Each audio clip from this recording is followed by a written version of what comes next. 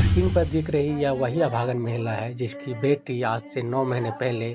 घर से यह कहते हुए निकली थी कि माँ को ले जा रही हूँ, जो कभी वापस आई ही नहीं। दरअसल यह घटना झारखंड के बोकारो जिला के पिंडराजोरा थाना क्षेत्र की है, जहां 21 जुलाई 2025 को 18 वर्षीय पुष्पा घर से कॉलेज के लिए निकलती है और कभी वापस नहीं लौटती है। जब पुष्पा की मां आवेदन लेकर के पिंडराजोरा थाना FIR करवाने पहुंची है, जिसमें यह साफ मेंशन होता है कि जरूर पुष्पा के प्रेमी दिनेश कुमार महतो ने उसके साथ कुछ गलत किया होगा, जिसे थाने वाले लेने से साफ इनकार कर देते हैं और उल्टा उसे डराकर यह कहते हुए वापस भेज देते हैं कि यदि तुम्हारी बेटी वापस आती है और यह कहती है कि वह अपनी मर्जी से कहीं गई थी तो उल्टा तुम्हारे ऊपर केस होगा और तुम्हें जेल जाना होगा। जब थाने में बात नहीं बनती है तो पुष्पा की मां 29 जुलाई को बोकारो DC और 31 जुलाई को बोकारो SP को आवेदन देती है, जिसके 4 दिन बाद आने घटना के 14 दिन बीत जाने के बाद पिंडराजोरा थाना में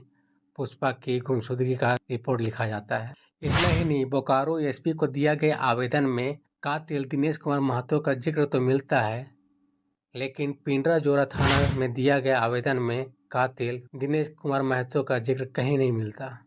जिस पर पीड़िता की मां आरोप लगाती है कि उसने जो एप्लीकेशन थाने में दी थी वह एप्लीकेशन थाने वाले लेने से इनकार कर देते हैं और अपने से एक एप्लीकेशन लिखते हैं जिससे दोषी दिनेश कुमार महतो का नाम वे हटा देते हैं। महीनों एक मां अपनी बेटी के इंसाफ के लिए दर दर भटकती रही, पूरे बोकारो प्रशासन की चक्कर लगाती रही, कभी थाने, कभी SP, कभी DSP तो कभी DC, पर कहीं उसे इंसाफ नहीं मिला। लास्ट में उस माँ को थक हार कर न्यायालय का दरवाजा खटखटाना पड़ा। इसके बाद भी जांच में कोई खासा प्रोग्रेस देखने को नहीं मिला। उसके बाद कोर्ट ने सख्ती दिखाते हुए DGP, FSL निदेशक, SP, SIT को व्यक्तिगत रूप से तलब किया, जिसके 24 घंटे बाद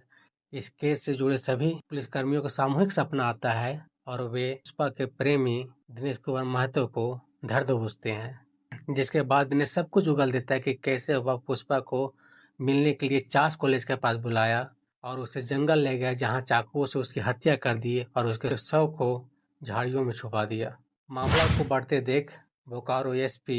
ईमानदारी का मिसाल पेश करते हुए पिंडराजोरा थाना क्षेत्र के सभी 28 पुलिसकर्मियों को सस्पेंड कर देते हैं। यह सब हमारे देश के महान सिस्टम का उदाहरण है, जहां पर पीड़िता को हर तरह से प्रताड़ना मिलती है पर न्याय नहीं मिलता।